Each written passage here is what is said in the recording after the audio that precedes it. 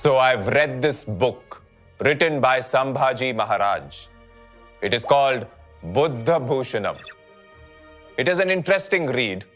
I learned a lot about the administration of Swaraj and its history too. It has especially been helpful to understand the military organization of Swaraj. The military protects the state. It is always prepared for an upcoming battle. But who provides the extra information about the enemy camp? It is the intelligence department, my department. Our job is to get precise information about the movements of the enemy and inform Maharaj. The head of the department is Bahirji Nayak. He is also my boss, an extremely skilled spy. He was the one who gathered information about Surat before Maharaj's successful raid on the city.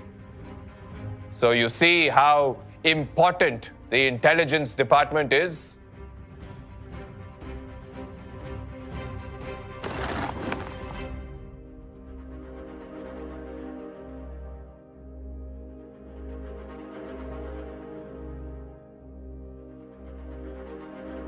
My research has brought me to the Rajgarh fort. Do you know how important forts are for an empire? It is more than a place where the king and the queen live. It plays an important role in the security of an empire. Possession of forts makes it possible to keep an eye on the surrounding area. During foreign invasions, people can take shelter in these forts. The forts can also be stocked with food grains, war materials, ammunition, and military garrison. At any time, there is a killedar, a subnis, and karkhanis on every fort. The killedar looks after the fort and sort of governs it. The subnis maintains the accounts and keeps a list of officers and men in a military unit, whereas the karkhanis looks after the storage of food grains and war materials on the fort. Maharaj spends a considerable amount of money on building and maintaining forts. There are about 300 forts in the Swaraj. Do you know that there are different types of forts too?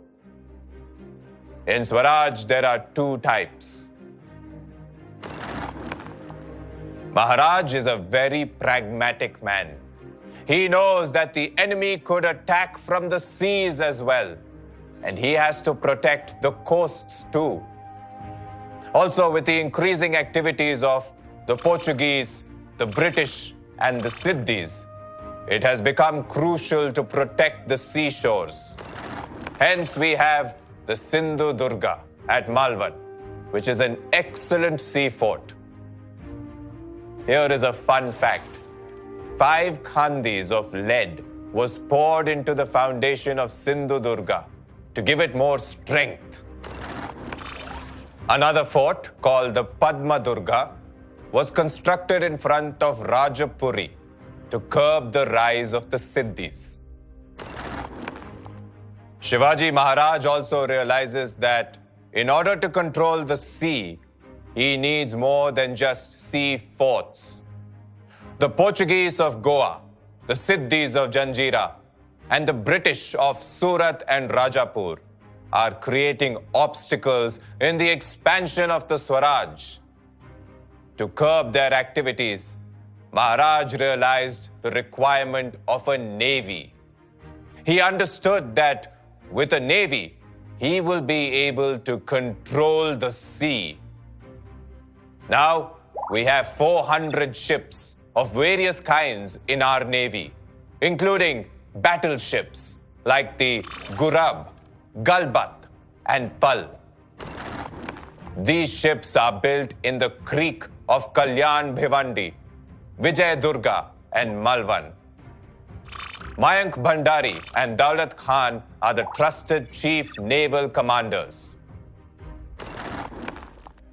My research is almost complete, and I need to start collecting some ground report.